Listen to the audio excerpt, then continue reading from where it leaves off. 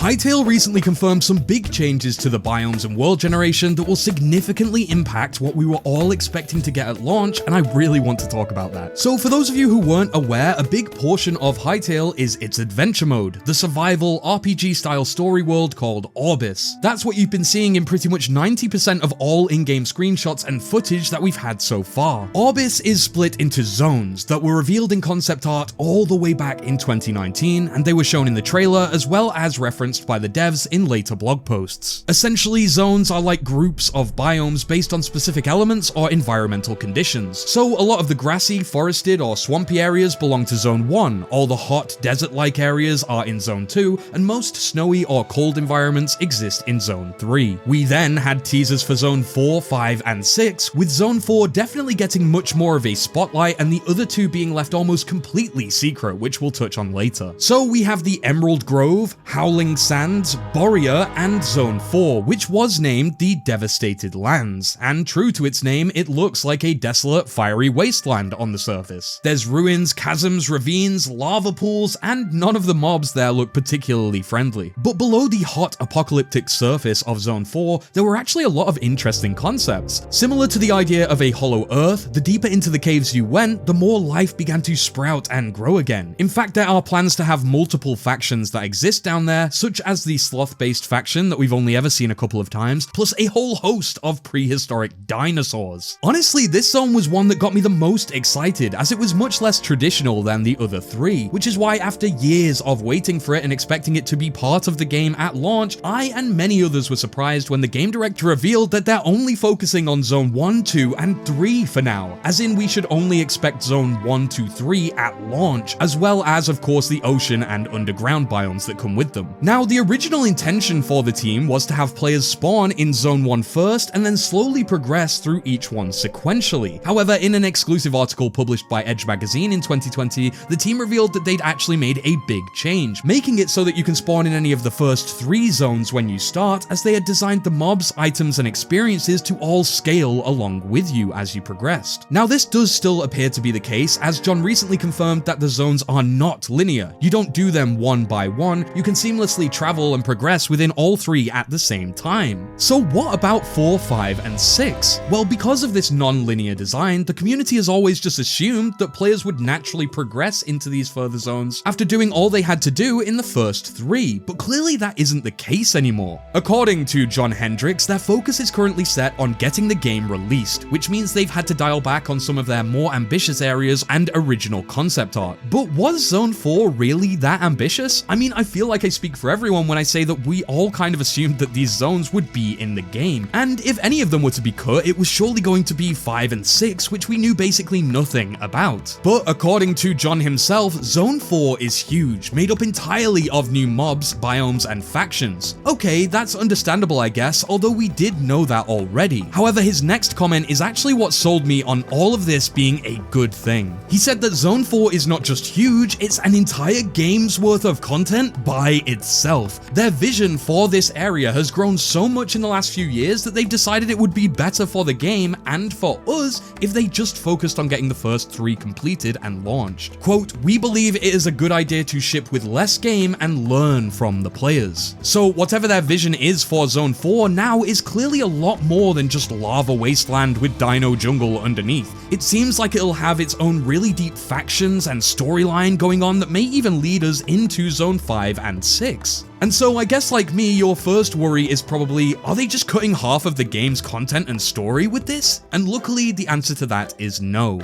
Clearly there is already an entire game's worth of areas and stories that they are working on that will be available in Zone 1 to 3, the oceans, and all of the different underground environments. Apparently we should not worry about a lack of story or an incomplete story at launch, as there will be a definitive ending to whatever arc we go through within the first areas, and this really shouldn't sting, as we've known for some time now that the story of Adventure Mode will probably be ongoing and updated over time. It's not going to be as simple as beat the bad guy, save the world. The team have written thousands of pages of lore around Adventure Mode, so I think the story is going to be a lot more nuanced, with a number of unexpected twists and turns, maybe even having some cliffhangers or time skips that take place between updates. The most important thing to note here is that this means the team get to spend far more time perfecting their existing 3 zones, making them done far better than they ever could be if they were having to put a bunch of effort into almost 3 more games worth of content for zones 4, 5, and 6 at the same time. And while we've had years of assuming that we're going to get 6 zones on launch due to this one image, John did say that concept art is not a commitment. If they waited to release the game until every concept art they've shared is complete, it would take a long time indeed. And I can respect that, as their most recent blog post did show that they're only just getting ready to port over everything into the new engine. Would you really want to add an extra 1 or even 2 years of development for Zone 4? Or just get it after launch as a huge free content update?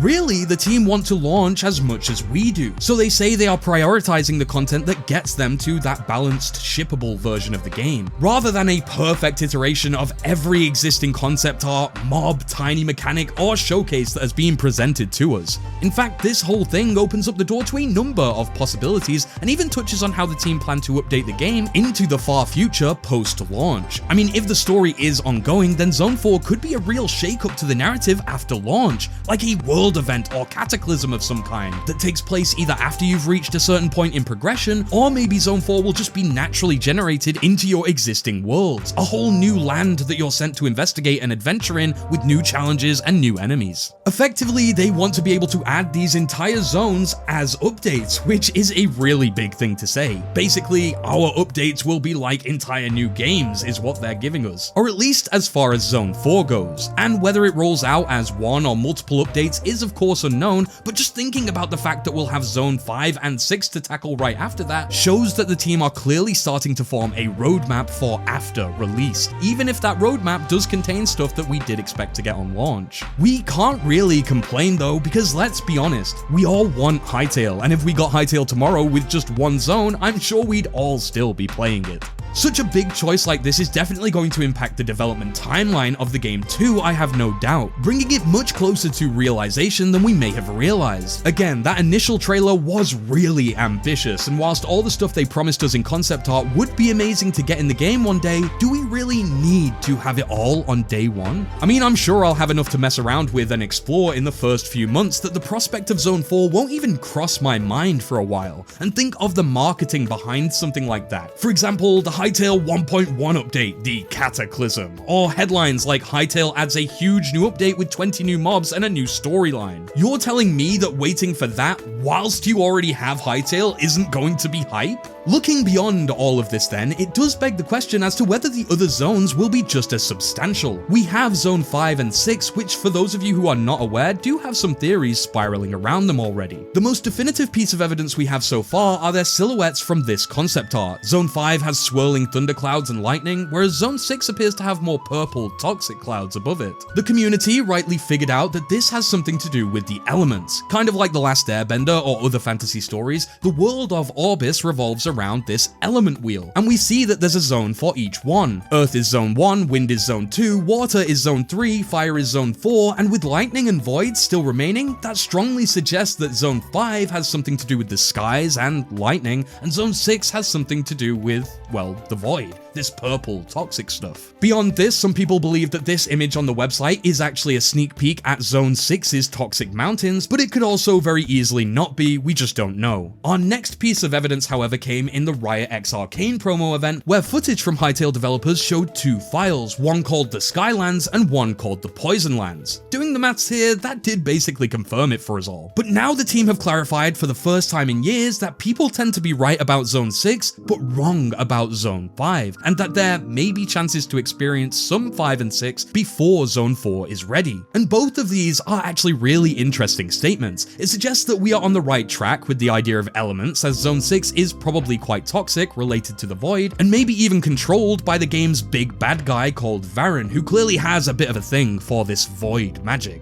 The fact that we may be a bit wrong about Zone 5 is odd though, because for Lightning, I honestly thought that floating islands or giant mountainous peaks might be the answer here, but we could be way off. Either way, they are still technically teasing that we could see some of those zones early on. This could either mean that we get sneak peeks in blog posts and development updates of what these zones could look like, they could be alluded to in the story of Zone 1, 2, and 3 at launch, or get this, the team may even decide to add some 5 and 6 biomes early, either to test or or to drip feed us some new content, but eventually bulking them in with the larger zone update as a whole. The one thing that does confuse me is the idea of getting these zones before Zone 4, but really John could have meant a few things with the way he worded this, so I will leave the speculation there. In reality, what this means is that the scope of Hytale is now more refined, and they're clearly not letting feature creep win. They're not slipping into development hell. This also means the game could come sooner than we expected, as there's a bit less work to do on the adventure mode for it to be launch ready. And could this also mean that there's a bunch more content in the first 3 zones that we just know nothing about? Only time will tell, but make sure to subscribe for more Hytale news. I've got another video coming covering the rest of the blog post that we got recently. Stay safe and keep free.